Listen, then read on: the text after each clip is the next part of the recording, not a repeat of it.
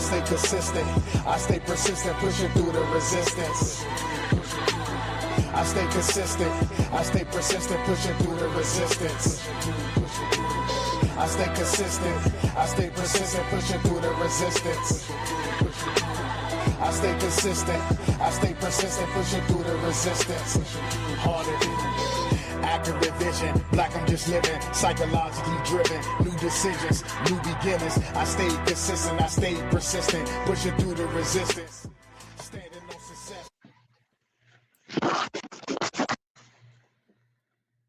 What's up, good peoples? So tonight we have a special guest, but before we bring him on, I would like to at least acknowledge the Governor Wes Moore for providing opportunities for organizations to align together and go after a problem that's big in our county, and that's truancy. We know that behind the truancy are underlying issues that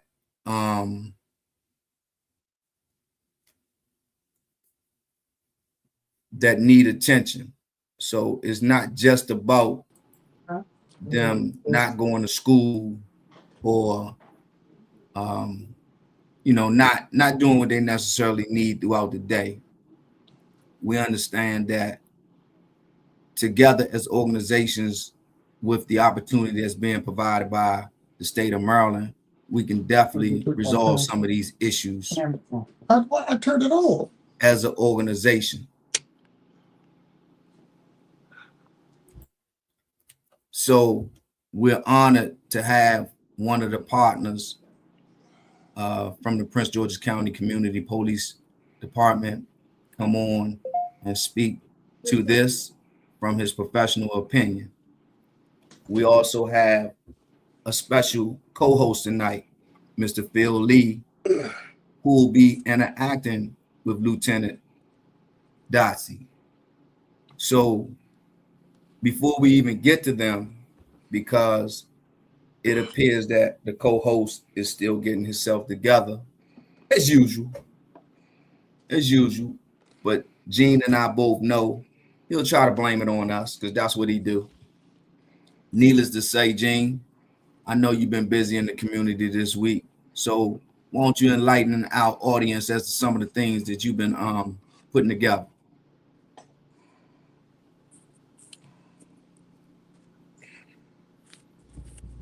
Wow. Technical difficulties when you don't need them.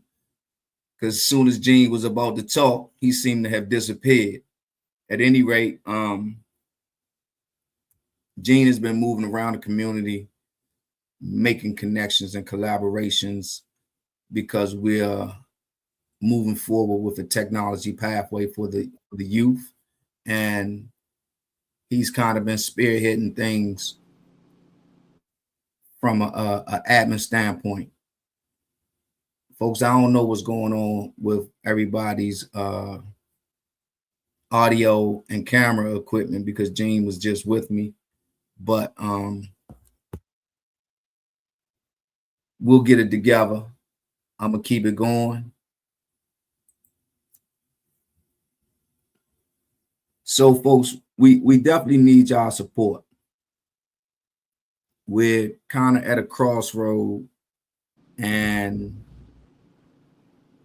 it's mandatory that we help these young people reach their goals, reach their aspirations, and if they don't have any or don't understand how to manifest them, then it's mandatory that we lend them that hand. I recall when I was young and I was lost. It wasn't that I didn't have guidance, it was that I didn't have the right type of guidance. I was definitely the type of kid that I just needed somebody to show me how to go accomplish the things that I wanted to accomplish, but more importantly, that I could accomplish things. That right there in itself is one of the issues with our youth. They don't even know that they can accomplish anything because of the struggles that they experience when they're young.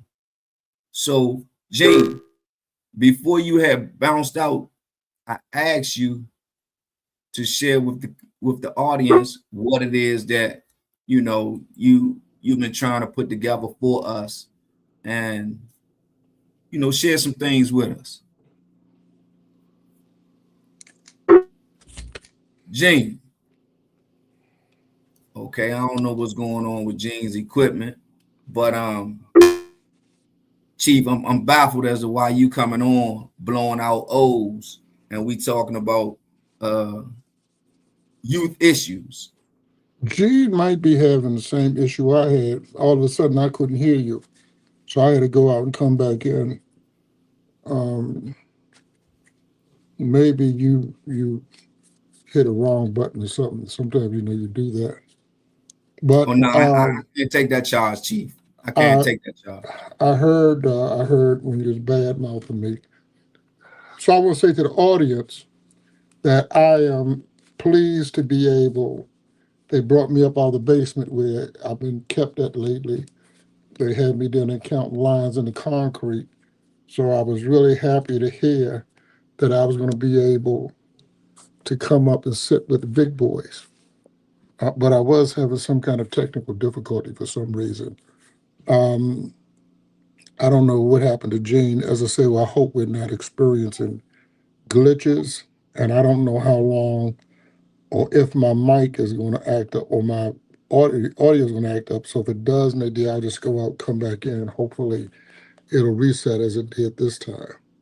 So I hear that you have, or you brought me up out of the basement because you have one of my old colleagues, Lieutenant Dotsey, coming on. Is that why I had to show up? Yeah, because y'all understand the same language. So what you gonna give me? Would I get 3 minutes or 3.5 minutes or what? I know I ain't I gonna get much mean, time I, before I you hit might that give you switch. 3, but you're gonna take 30 because But that's just who you are. well, I know you got that electronic hook. Um, and so I wanted to know whether I had 3 minutes or 2.5 minutes like that.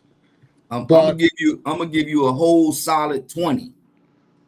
unbelievable to the audience. So let me get myself ready. But I understand, Nadia, that you did tell the audience how pleased all of us are with Governor Moore and his initiative of Safe Streets Together, the Safe Streets Together initiative. Yes, sir. Yes, sir. I definitely informed them that we are a benefit of his hard work. And I want to echo those sentiments to the audience. For almost ever, we're always concerned that when funding is given to nonprofits, that funding does not go where it does the most good or where it is most needed. It was the governor's insight that this particular funding source was earmarked for those communities where data statistics tell us that we have unfortunately some troubled youth. I have always been concerned that too often we see those most in need as being invisible. We act like we don't know they're there until they get into trouble or until trouble finds them. So I take my hat off to the governor and his staff, and I want community audience to know we're going to stretch this as far as we can and take it from me. We're going to squeeze this dollar until the eagle squeals. We're going. It's grin, not That's squeal. Yeah. We're going to get as much out of this for the children as we possibly can. This is a good time for Prince George's County and the other three jurisdictions, is my understanding, that's received this funding. And so to the audience, this is, while the funds are being appropriated by the governor, it's your money. And so if there's anything that we can do for you, if there's some way you think we can help you or help us to spend this money on you, then please get in touch with Brother Nadir or Brother LeGrand. You won't find me because, like I said, they got me in the basement completely cut off. I had no means of communication and nothing down there. And That's because every you still working on with a flip phone. well, that's what I had. That's all I got. That's all I got. That's all I got. So, but audience, get in touch with us. And we want to hear from you. We need to know what more can be done. We want to get that information back to the governor as we do our routine reporting. We have to go out of our way to do what's necessary and bring these invisible children into the light. I think, Nadir, I see Lieutenant Dodsey coming on. Yes, sir. I'm not sure why Gene keep popping in and out, and I'm not sure where the lieutenant is. Yeah, I'm hoping we're not, again, I'm hoping we're not having technical difficulties because I had problems too. I told you that. Yeah, Do you see Dotsey in the green room? he was in there for quite some time, and I texted him and told him that I'll bring him on around 7:10.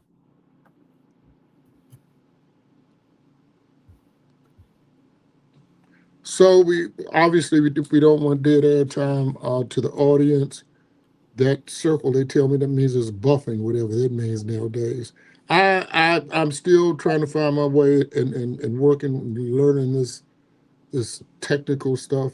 This is what we go through. In the old days, you just pick up the phone and start talking, or turn on the camera, get in front of it, and go for it. Now you got to wait for somebody else to tell you it's okay and to go ahead and do it. Um, I look forward to having this conversation with Lieutenant Dodsey. I've known Dodsey since he was a rookie coming out of the academy, and he has done so much in the time he's been on. I don't want to get too far ahead because I want him to tell his own story. Nadir, are you texting him? Yes, I am. Did we find out what Gene is? Nope. So for the audience, the round table, because they sent me to the basement, the round table replaced, I will have to say, replaced what was known as the county barbershop. And what we realized was the county barbershop was great, but it talked more about grown folks and what grown folks were doing, and it talked a lot about politics. And of course, those things were important. But Nadir brought it to our attention that if our primary focus is on the young people, then we need to make that our primary focus. So for that reason, we more or less closed down the county barbershop, rebranded and put a sign outside that says the round table, where we give our table. turnaround table. I'm sorry. We give our time and our energy, our resources to working with our young people and their families. I emphasize that in their families because often when people talk about our youth, they talk about only the youth. But every child has a parent. And I am one of those who tell people don't start talking about, well, the parents should do this and the parents should do that. We have to be realistic. I've always pushed that. Sometimes the parents cannot do. And that may be unfortunate, but it is a sad truth. And as I was taught when I was such a little guy, no child asked to come here. So we don't hold the children responsible for what their parents are not able to do. And if we're going to do this work, I find it best not to delve into why the parent can't do it. It doesn't matter. But we can't just let these children become a victim of this society, because what we do know, such victims come back to haunt us in time, because as psychologists tell us, hurt people hurt people. And when you have children who are hurt, they grow up hurting people. So we have put that time and that energy in to this platform, hoping that parents will know that somebody's out there wanting to do or help you in any way we can. We even have developed and still kind of in the same development in development stages. We have developed an addition to our programming that we call This Side of the Wall, because we know all the time people talk about returning citizens and they're talking about the adults. But we have juveniles who are coming home from these juvenile detention facilities who have experienced a lot of trauma. Again, hurt people hurt people. And if you've been traumatized for a year or 2 years, that is what you've learned for those 2 years, trauma. And they come home and they don't know how to fit back in. And too often, our society will not allow them to fit back in. But that's enough for what we do right now. But if you want to know more about us, get in touch with Nadir and he'll open the book for you. So finally, I see that Lieutenant Dotsey has managed to crank up. You got one of those crank machines. You got to turn the crank on it to get it. I actually had to log on my smartphone because for some reason its laptop ain't working and the iPad not working. But I had that same trouble. I couldn't use my desktop. I had to go to my tablet.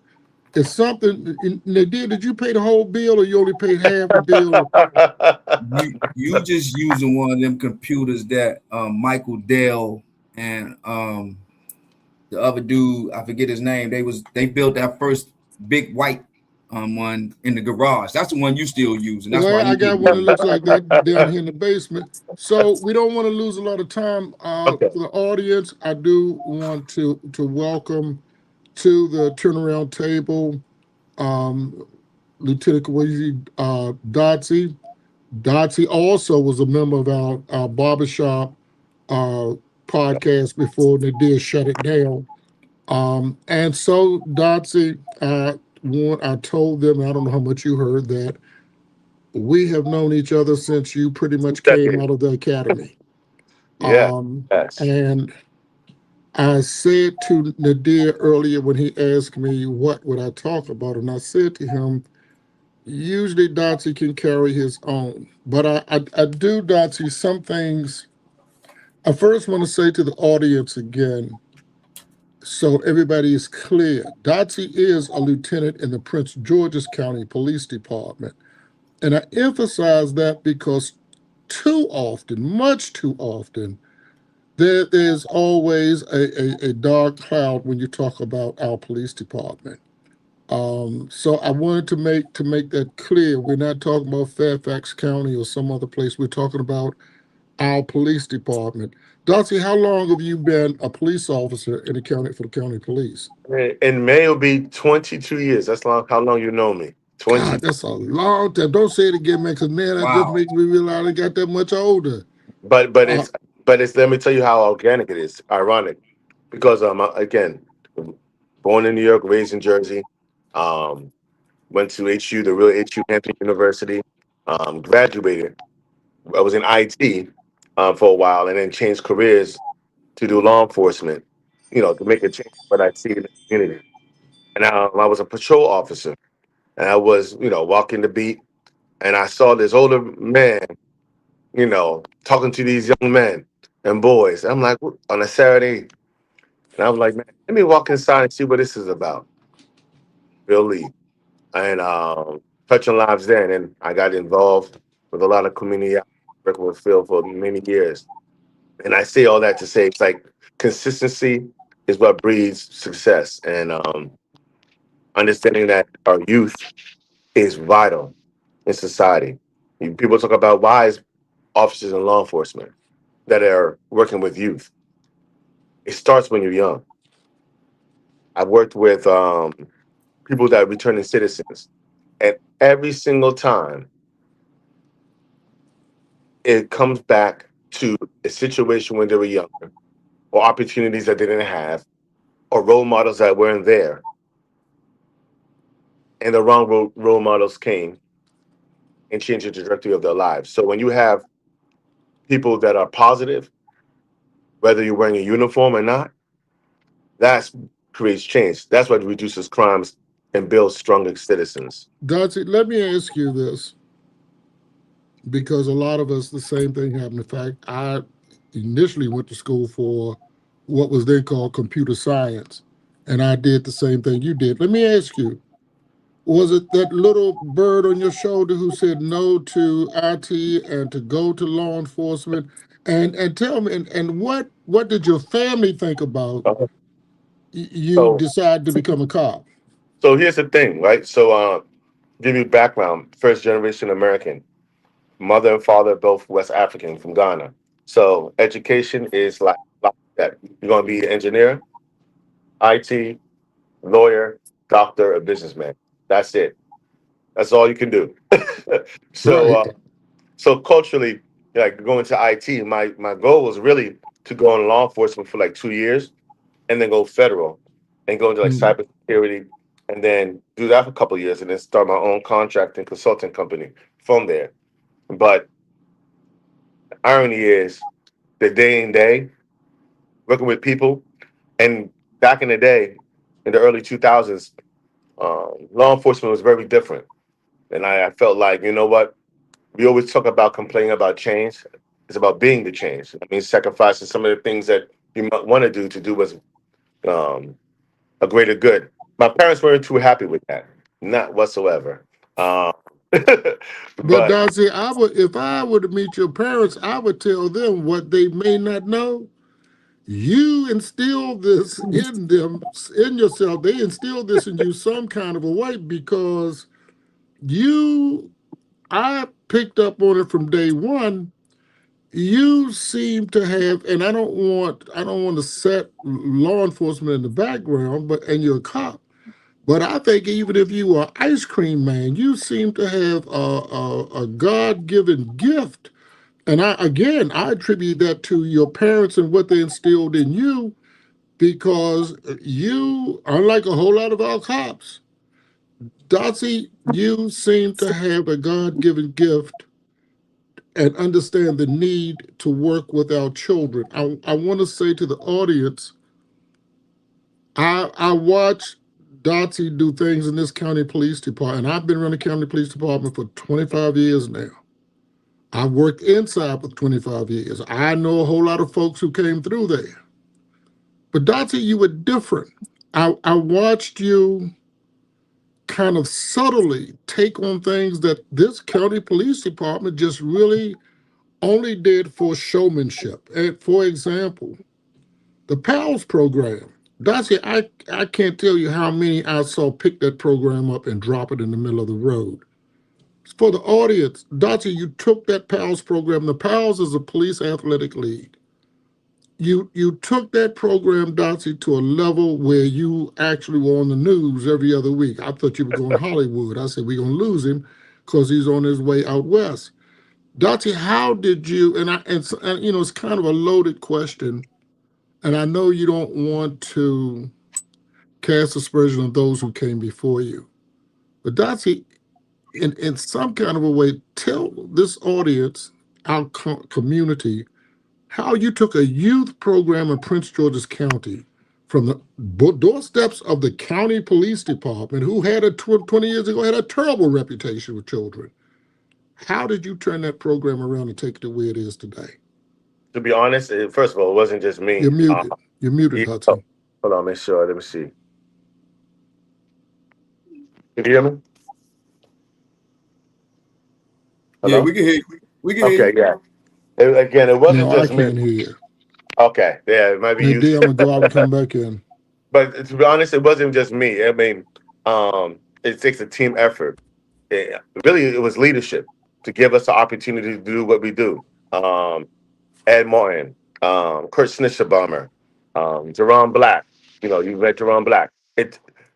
It's working. Nashawn Tiller. These are people that had that same ideology to want to do better, but we knew we couldn't do it alone. We had to work with the community. They say it takes a village. They keep saying that, but it truly takes a village. It's working with your nonprofits like yourself. It's working with the schools. It's working with county government. It's about getting the Cal Ripken Foundation. Like when you get a coalition of organizations like-minded, it changes the game. And I think we But didn't have to do that Dottie, before. you managed and were able, And audience, listen, I've been working with children for 25 years, so sometimes it cannot concern me with what you all may think. Dodsey, you managed to do something with these children, these youth, their families. What is it? What did you say? I mean, how? And listen, they didn't give you anything more than they gave those before you. But what was it you said? I'm trying to get the audience to hear you're communicating with parents and children, and these parents and these children, they flock to you. You The just hit it media on the flock head. to you. You hit it on the head. It's not just about the kids. It's also about the parents. It's about following up with the kids. Not when you just not mentoring them. It's about reaching out to the schools, seeing them, inviting the parents to a community event. And they think like, oh, you thought about us? I'm like, once you're part of this family, you're part of this family. Yeah. That's how we have to look at it. From a police agency, yes, you know the history and a lot of blowback, but in the end, it's like if you want to change the paradigm and the culture, you have to change it by gaining the trust of the parents. And if you don't get the parents' trust, it doesn't matter. And when they support you, it organically grows. Between the PALS program and the Explorer program, between those two programs, we service thousands of kids. But it wasn't just about the numbers. It's about officers not on duty, what they do off duty. Yes. And Yes, absolutely. So, Dodgy, let me tell you this now. Many years ago in DC, there was an older sergeant, a lieutenant, and in DC, we had a youth division. Prince George's County, for whatever reason, does not have a dedicated youth division. But yep, you're right. they were, the problem was there was not a concerted, dedicated effort to deal with the children. You could not just hit them there, hit them here, hit them there. So you, Dottie, remind me of the old sergeant because and DC was a different place, no doubt about it, no doubt about it. Yes, it But was. he was able to convince the powers to be, the decision makers, Marion Barry and some of those others, that officers needed to have more time dealing with youth in a controlled environment. And at the same time, that environment would give the children somewhere to go. And what the chief saw at that time was this was a place where officers on light duty could go and do some good instead of sitting at a desk counting paper clips. Okay. So the mayor gave this old school to the Metropolitan Police Department, and out of it grew what was now known as the Metropolitan Police Boys and Girls Club. It worked wonders because it was not just sometimes every now and then or on weekends. It was 6 days a week from 3 o'clock in the afternoon when the children are out of school until 10 o'clock at night.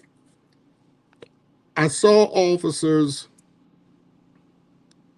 really develop relationships, and you are absolutely right, because I saw the mothers who were just ecstatic that a police officer, we didn't have to take on cars, you drove your own car. When officers would bring their children home from the Boys and Girls Club at 9 o'clock at night. Now the Boys and Girls Club was located in Northwest Washington, but children came from all over the city. The parents had a brand new view of a police officer. And I say it to some today, a police officer is a human being, just another person, works a job, goes to church, goes to grocery store, mows his lawn. But that allowed people to see a police officer in a totally different light. I guess what I'm hoping, Dotsy, as you know, one of the most scary things about the police and administrations, when the top changes, too many things below the top change also. Yes. and I've had this conversation with the decision makers, but nobody can say, well, we're going to make sure that does not happen. Darcy, have you, and I know you think about it because I know you, how much thought have you given to how do you put these programs in stone so they can't be taken away or changed?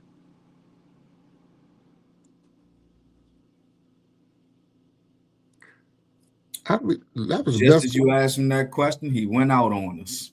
Something, Darcy, are you back? Yeah, he did. But Darcy, you have to go out and come back in. Nadie, I can't believe it's everybody. Something, the platform's wrong. Darcy, you're frozen now. And Gene never came back in?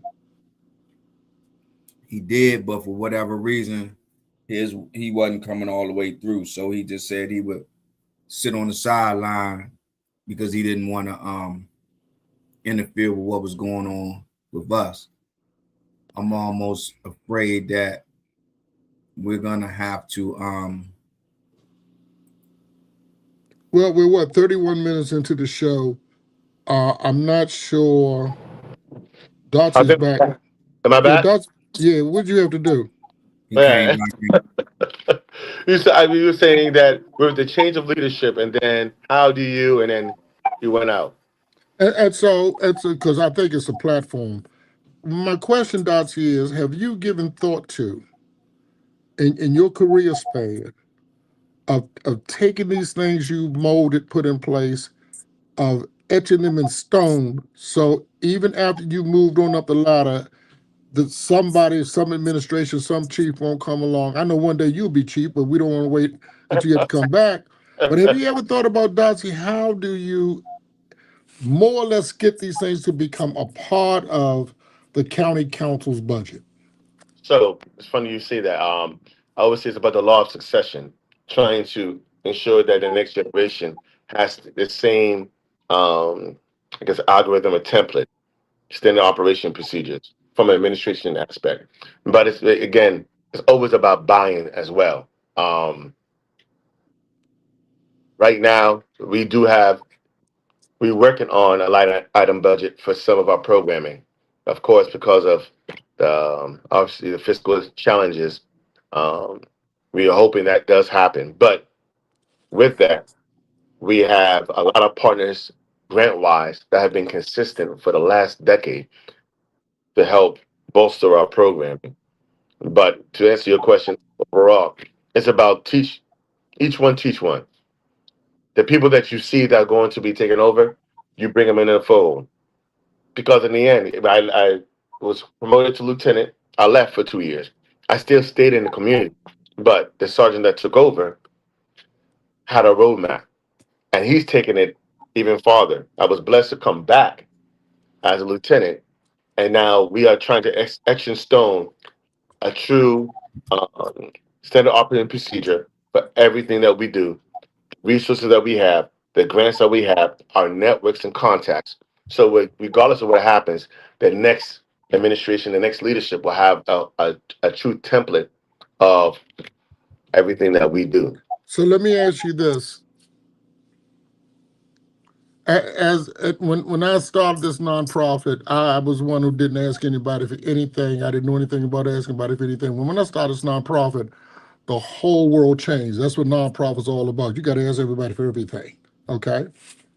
Yeah. What I found in this county, we tend not to ask those that do business here to contribute, donate to what we do.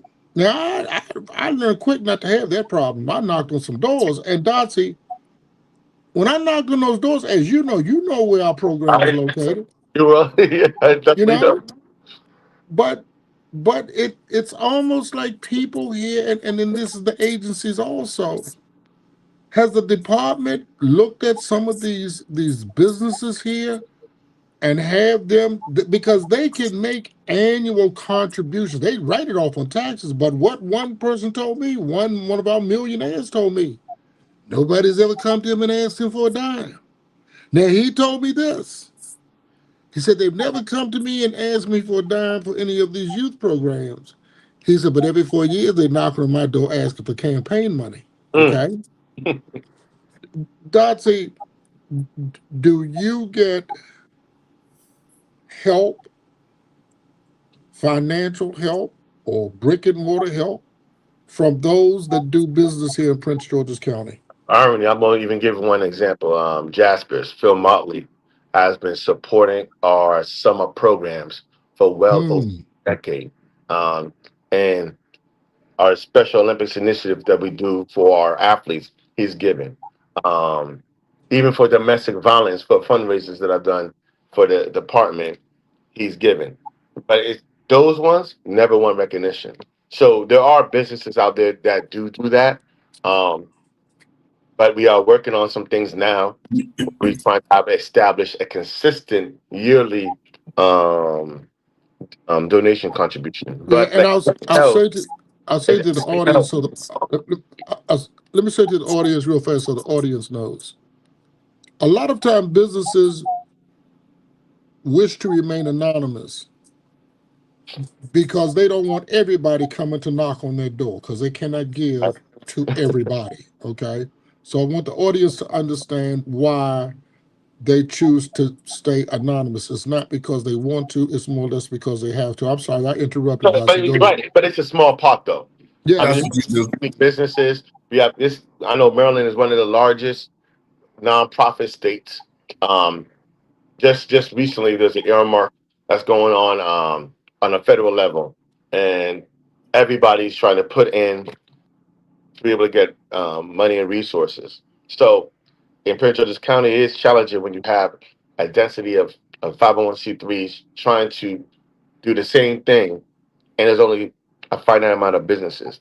I mean, and you know what what? makes us different is that it's our branding, is our consistency for well over a decade that helps us, be able to get the contributions that we should get.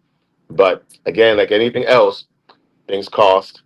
The economy is not the same as before, so it becomes more challenging to get those donations. Well, it's always been challenging. It will always be challenging, and it will be that way because our society is at ease with saying the parents ought to do it. That's a cop out. I've always thought it was a cop out. But let's kind of go to Nadia's table. Dotsie, people have got to realize there are people out there smarter than you and I. Believe it or not, they are. But how do they not understand if you don't interact in a positive way with these children? It's going to come back to haunt you in time. As I said before you came on, psychologists have told us hurt people hurt people. If these children live a young life of pain, they grow and understand to give pain in any way they can. Do you ever have to get into conversations with the powers to be and try to get them to understand? I know sometimes you got to be careful about what you say to them, because the truth is, they know. You know they know it. So let me ask Nadia. Nadia, you're listening to a police officer who understands everything you understand, but he can't say some of the things that you know. He's put in a position where he's got to kind of scratch for every dime he gets. But Nadia, you know better than most. If we don't interact with these children, I mean, and here you have police department, and by the way, I take my hat off to Chief Nader and Chief Nichols because they both understand what we need to do here. But they did that. This is rare to have a chief of police, an assistant chief, and then a lieutenant that's on the street. We talk about meeting these children where they are. That's what Dotsie does. Nadia, how is it that people don't understand that if we don't support this effort, if we don't give him a piece of stone to etch this into, the children in Prince George's County, this is the most affluent African-American county in the country, but they go to jail. We have a program now talking about this side of the wall, trying to help these young people coming out of detention facilities. Nadia, why is it people don't understand and they're hearing it from the police They're hearing it from me. They hear it from you. Why is it they're not giving the support where the support needs to be there? And before Nadir answers that question, Dante, I want to say to you, I take my hat off to Governor Moore because one of the things he said with this grant and this funding he's given us, take this money where it is needed. See, you kind of touched on, you got all these nonprofits in Prince George's County, but what are they doing? Yeah. So, Nadir, what do you have for an answer? So first of all, I want to say thank you to the lieutenant for coming on with us tonight, and definitely my interactions with him when I've seen him out in the streets has been far more pleasant than the ones that I used to have when I was wrecking havoc on the streets. So I commend you, brother. Brother. Had the opportunity to go to an event where a judge put together an event with a bunch of returning citizens, and he said, you know, I've been locking up guys for 29 years, and I want to see the outcome of what happens when they return. Now, you're not per se putting them in jail. You just Oh, he doing your locks job up his without shanty. arrest. Don't misunderstand him. He carry handcuffs 3-4 sets. I I'm get still that. I the get that. But he doesn't have the final decision on the person entering prison. But you're out on the street doing your job, but you're trying to get ahead of it at the same token. But the answer to Chief's question is they don't see enough of people like Lieutenant Dotsie. They don't see enough of people like Mr. Lee or myself. You know as well as I know the ratio outweighs us by entirely too much. So as a group, as a collective operation with the organizations, it's like everybody they're trying to do their own thing. I don't want Lieutenant Dotsie to outshine me about what I'm doing because maybe I'm not getting enough attention or enough money from this grant. And the parents are fed up and burnt out, and all they want is results. And they don't have the discipline, the patience to see them. Now, I'm one that used to say, you know, the parents need to start at home. But in fact, some Chief talks about this a lot. Some parents are grandparents that was left kids that they didn't plan for because their child was supposed to take care of them. And until we see more faces like Lieutenant Dotsie, like Chief who wants to retire, like myself and Gene who's not here, then I think that we're going to continue to get a trickle effect. And that is we're going to catch some, but we're not going to catch all, and we're not going to catch most. And with society tuned into all of the things that, like, you just think about it, Lieutenant Dotsie. Go back 20 years ago or 30 years ago, we just didn't see so much negativity being commercialized into our kids' brains where they think even going to prison or getting locked up, it's a rite of passage. You know, you want to talk about that. You want to brag about, oh yeah, I was locked up and I got out and they ain't do nothing. But not thinking about the real impact of that situation. Okay, you got one strike against you now. If you keep on getting them, you're going to get exactly what you're talking about you're not getting. You're right. So my question to you, Lieutenant, is how do you continue to find the bandwidth? You got to fight crime because that's your job. But how do you continue to find the bandwidth to want to try to help these jokers who don't seem like they want to help themselves? Let me tell you, it's actually two examples. If we don't invest in our youth now, we all pay the cost later. And people don't understand this. One of the things was two things that impacted me. Phil Lee was one of them. When I was a rookie, seeing a brother taking his time out to help the youth, and the second was a call for service where it was a family disorderly where two brothers were fighting. One was about 10 years old, the other one was 17. And I get to the scene, and the mother's like, lock that, whatever, lock him up, right? And I'm thinking it's a 17-year-old kid. It wasn't. It was a 10-year-old one because I guess she had problems with the baby daddy, Wow. and she had problems with the baby daddy, and that kid was a straight A student, and the 17-year-old was one person was getting a lot of trouble. He's been locked up, all of that, and it was kind of like there's nothing we can do, no injuries. You advised both of them, hey, blah blah blah, and I left. It was and it stuck to me.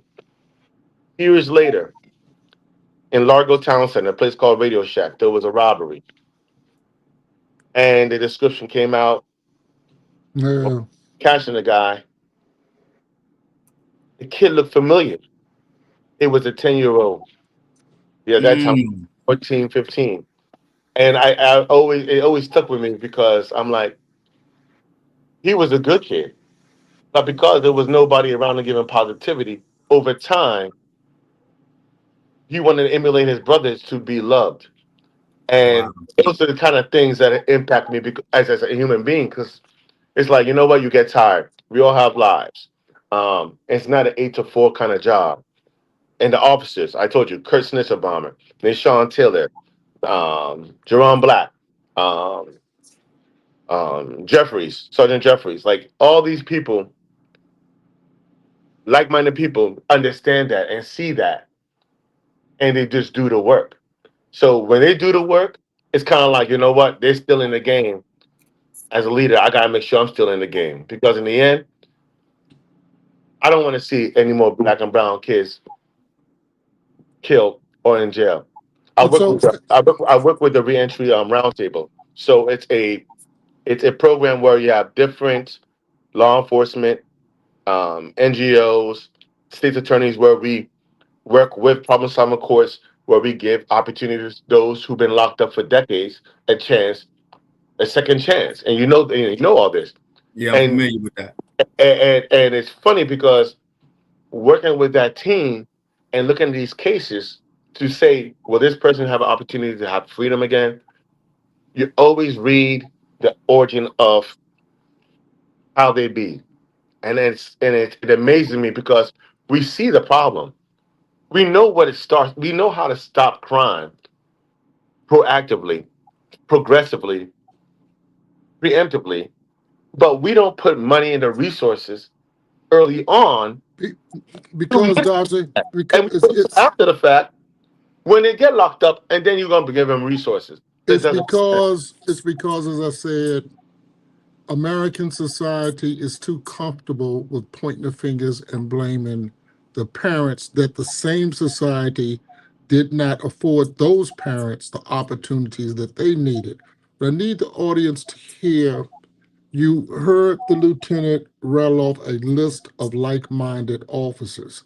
And I I'll did. say to you all, the same thing was with me. You know, Dr. There was Marcus Summers, Vince Gay, Mike Blow, Yep. Terry Nelson. Because I'm saying to the audience, we are out here. But here's another part of this conversation. Nadir mentioned in passing, he tries to do it in passing, but I'm not gonna let it get away with that.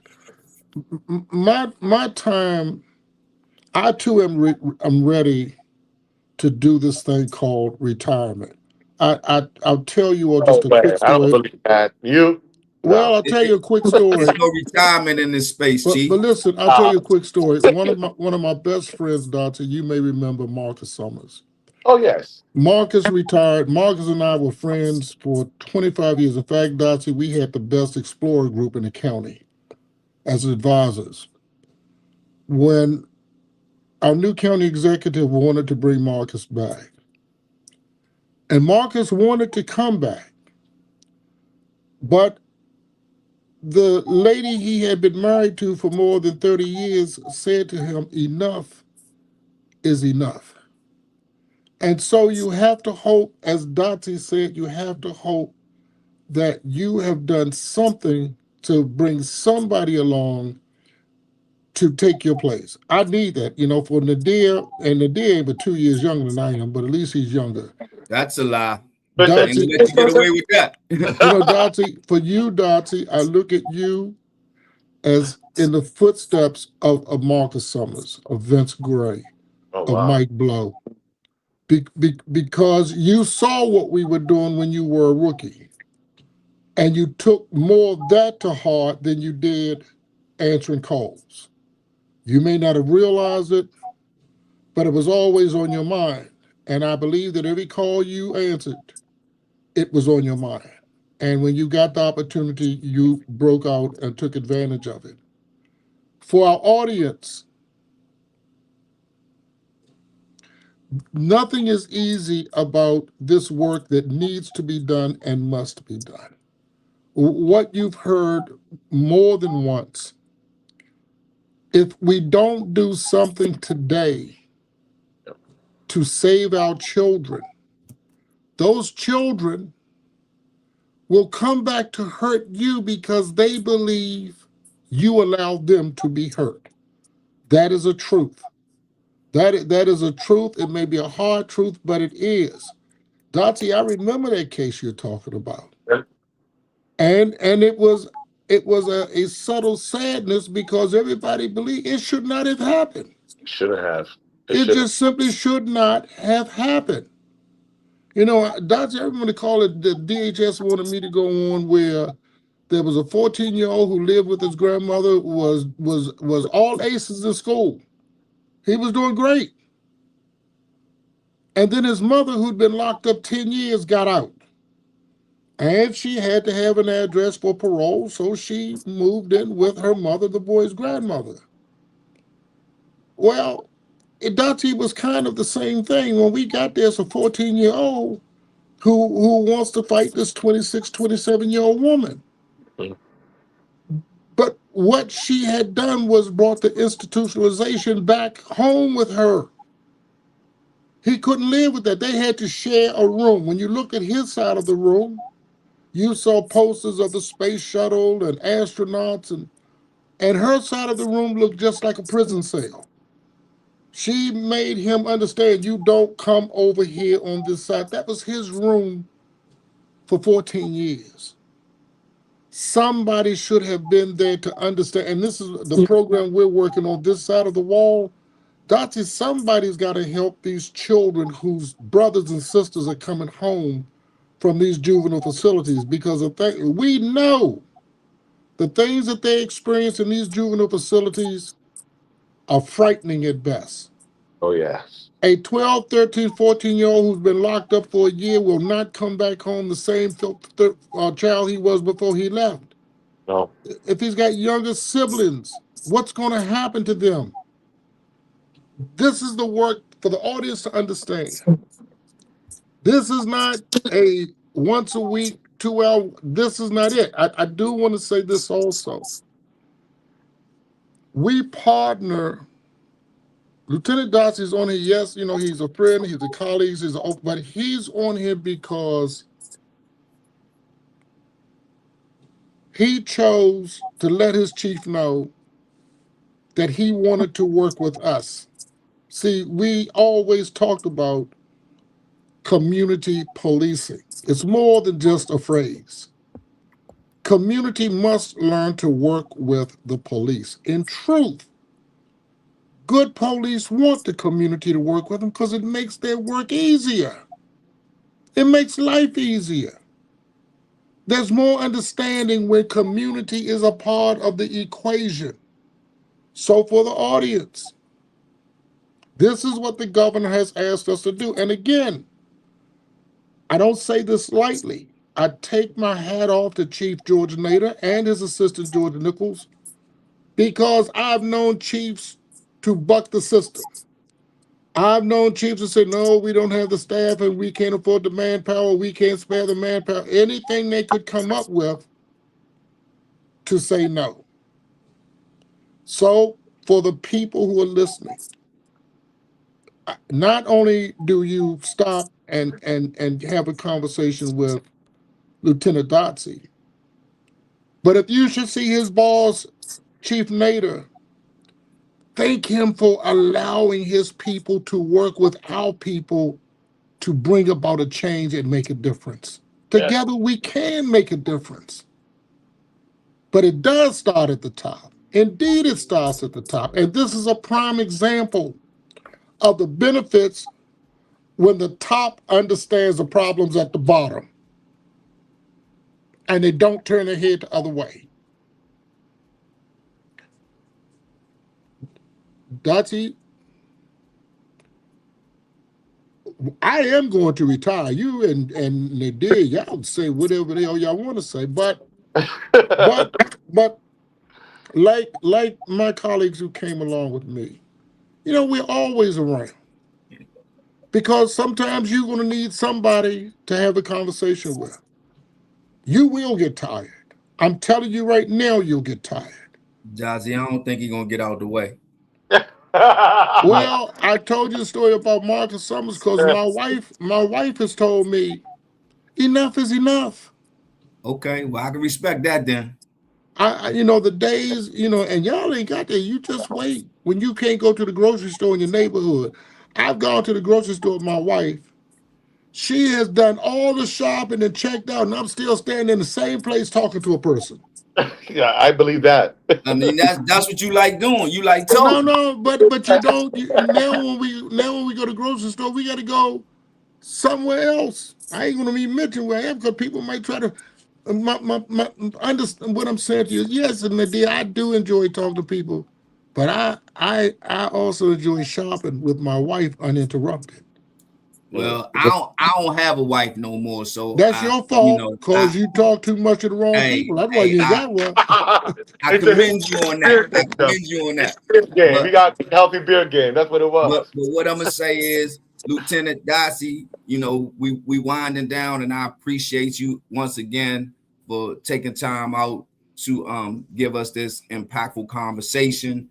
You know, it's an honor to be on a podcast, a show, a conversation with two individuals who are from law. Like, it's just amazing to me because I never thought that I'd be sitting down talking to y'all so freely because, you know, of my incarceration, but I enjoy it, you know what I'm saying? Because y'all show me a different side of law enforcement, and I appreciate that. And the individuals who y'all called out are obviously in the community doing great things, and that matters. You know, had I run into you perhaps when I was 18 and 19, just starting my major path of destruction, I could have changed my life around. Maybe not, but that wasn't available for me. So I just commend you, man, and thank you. And I know I'll see you in the courts or out on the streets so we can make more impact in the community.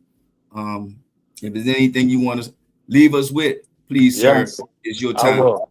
So I actually got a call for another donor to help for the POW program. So it's at 8:00. So I got 1 minute, and I'll say this: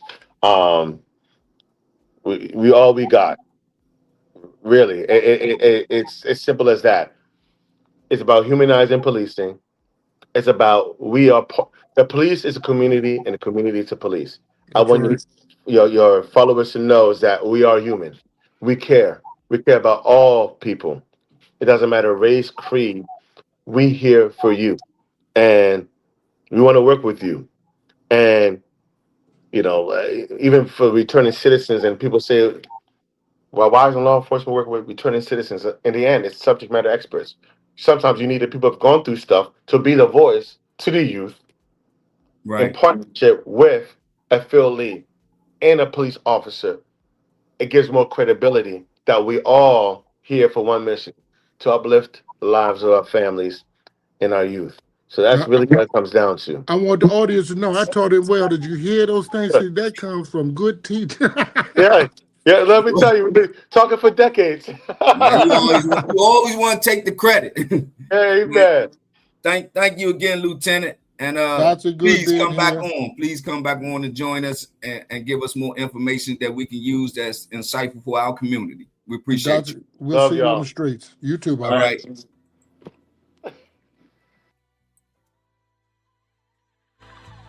Man, I hope you can hear me. I used to be Ralph in the streets. Pushing beat cool. I stay consistent. I stay persistent, pushing through the resistance. I stay consistent, I stay persistent, pushing through the resistance. I stay consistent, I stay persistent, pushing through the resistance. I stay consistent, I stay persistent, pushing through the resistance. Harder. Accurate vision, black I'm just living, psychologically driven, new decisions, new beginnings. I stayed consistent, I stayed persistent, pushing through the resistance. Standing on success, the game I learned to finesse, I learned the keys to success, my skills is polish. Real wealth is knowledge, I didn't go to college. BOP University is pride in individuality, encourage creativity, professional entrepreneurs. I'm launching a Google, I'm staying prudently frugal, verbal confidence.